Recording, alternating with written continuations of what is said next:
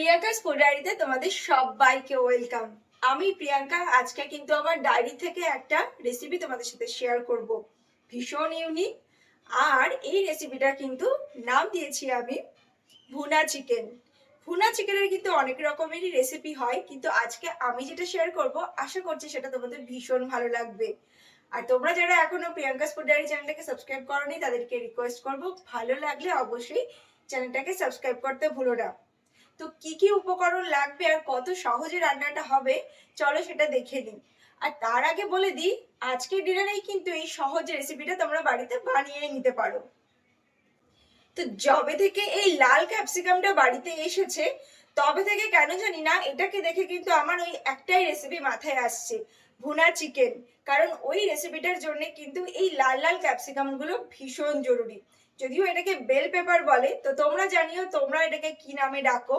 আর এই রেসিপিটা কিন্তু মেন হিরো সেটা কিন্তু এই ক্যাপসিকাম বা বেল পেপার। তো এটা দিয়েই আজকে রান্নাটা করব, মেন গ্রেভিটা কিন্তু এটারই হবে। তো চলো দেখে নিই রান্নাটা করতে আমাদের আর কি কি উপকরণ লাগছে। এখানে আমি 500 গ্রাম চিকেন নিয়েছি। চিকেনটাকে পরিষ্কার করে ধুয়ে জল ঝরিয়ে নিয়েছি। আর রয়েছে এখানে পেঁয়াজ, কাঁচা লঙ্কা, কাঁচা পাকা দুটো লঙ্কাই নিয়েছি। আর রয়েছে আদা আর রসুন নিয়েছি। এখানে দুটো টমেটো কোচানো। আর এখানে নিয়েছি আমি রেড বেল পেপার, সেটাও কুচিয়ে নিয়েছি। এখানে দুটো রেড বেল পেপার কোচানো আছে। আর পেঁয়াজ নিয়েছি আমি 3টে। আর বড় বড় রসুনের কোয়া 6 থেকে 8টা। এবারে মাংসটাকে আমি একটু ম্যারিনেট করে নেব। তার জন্য এখানে দিয়ে দিলাম নুন, হলুদ গুঁড়ো, আর দিয়ে দিচ্ছি লঙ্কার গুঁড়ো, আর দিয়ে দেবো আমি একটু তেল। দিয়ে মাংসটাকে ম্যারিনেট করে নেব 10 থেকে 15 মিনিটের জন্য। আর দিয়ে দেবো একটু ভিনিগার, মানে টক ঝাল সব রকমের ব্যালেন্স যাতে আসে। হয়ে গেছে। আর এই ম্যারিনেট করতে করতেই আমার যেটা মনে হলো যে এই রান্নাটার নাম যদি দিই ইন্দো বেল পেপার চিকেন তাহলে কেমন হবে, বা ইন্দো পেপার চিকেন তাহলে কেমন হবে। তোমরা কিন্তু এই কনফিউশনটা নিয়ে অবশ্যই একটা কমেন্ট করতেই পারো যে এটার এই রান্নাটার কোন নামটা সঠিক হবে। তো এবারে চলো আর কি কি উপকরণ লাগবে এবং রান্নাটাকে আমরা শুরু করি। প্রথমেই কড়াইতে আমি 3 চামচ সাদা তেল দিয়েছি। সাদা তেলটা খুব সুন্দর করে গরম হয়ে গেলে এক এক করে আমি এর মধ্যে পেঁয়াজ, রসুন, আদা আর কাঁচা লঙ্কাটা দিয়ে দেবো। সেটাকে কিছুক্ষণ আমি ভাজা করে নেব। খুব বেশি হবে না, কিন্তু জাস্ট কালারটা একটু চেঞ্জ হবে। তারপর এর মধ্যে আমি অ্যাড করে দিলাম রেড বেল পেপারগুলো। দিয়ে সেটাকে ভালো করে এবার ভাজা করে নেব। কিছুক্ষণ ভাজা করে নেওয়ার পর এর মধ্যে আমি দিয়ে দিচ্ছি টমেটো। আর দিয়ে দিলাম আমি কয়েকটা কাজু। কাজুটা এখানে না দিলেও চলে, জাস্ট গ্রেভিটা একটু মাখা মাখা হওয়ার জন্য আমি দিলাম মাত্র অল্প কয়েকটা কাজু। এবারে এই মশলাটা সুন্দর করে ভাজা করে নেব। তারপর কিন্তু এটাকে ঠান্ডা করে নিতে হবে। আর এর মধ্যে দিয়ে দিচ্ছি আমি গোটা ধনে, আর দিয়ে দেব গোটা জিরে। জিরেটা কিন্তু আমি অল্প দিয়েছি, ধনেটা বেশি দিয়েছি। আর দিয়ে দিচ্ছি আমি গোলমরিচ। তো এই সবটা দিয়ে মশলাটাকে সুন্দর করে ভাজা করে নেব। চলো এবার এটাকে সুন্দর করে ঠান্ডা করে পেস্ট করে নিয়ে আসি। এবারে ওই একই কড়াইতে আমি 2 চামচ সাদা তেল আবারও অ্যাড করেছি, করে চিকেনগুলোকে দিয়ে দিলাম। চিকেনটাকে কিন্তু হাই ফ্লেমেই আমি একটু ভাজা করে নেব। গ্যাসটা কিন্তু এই সময় কমিয়ে রাখলে গ্যাসের ফ্লেমটা, তাহলে কিন্তু চিকেন থেকে অতিরিক্ত জল ছাড়তে শুরু করবে।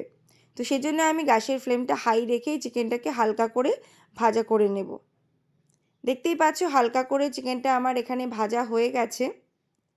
সুন্দর করে নাড়িয়ে নিচ্ছি, এতে সমস্ত রকম মশলাই আমি দিয়ে রেখেছিলাম। এবারে কিন্তু এই ভাজা চিকেনের মধ্যে যে গ্রেভিটা বানিয়ে রেখেছিলাম, যে পেস্টটা, সেটাকে আমি দিয়ে দিলাম।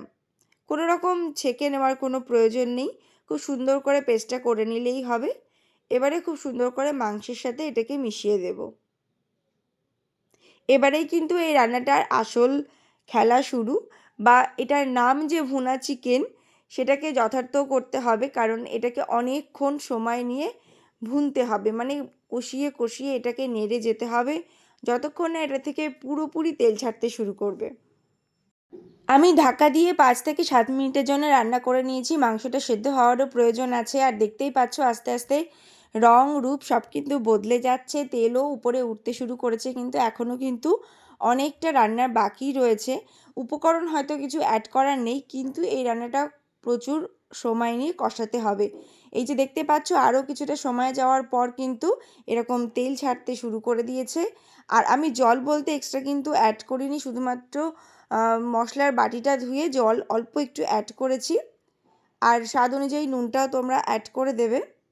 যেহেতু চিকেনে নুনটা অ্যাড করা ছিল সেহেতু একটু বুঝিয়ে দিতে হবে। দেখতেই পাচ্ছ এখন কিন্তু রান্নাটা প্রায় হয়ে এসেছে, তেল ছাড়তে শুরু করে দিয়েছে, একেবারে পুরোপুরি মশলাটা কষানো হয়ে গেছে। এবারে আমি দিয়ে দিচ্ছি কস্তুরি মেথি, এটা 2 চামচ অ্যাড করেছি। এই রান্নাটাতে লাস্টে কস্তুরি মেথি গন্ধটা ভীষণ ভালো লাগে। তো দেখো রান্নাটা কিন্তু আমার কমপ্লিট, এবার আমি এটাকে নামিয়ে নেব।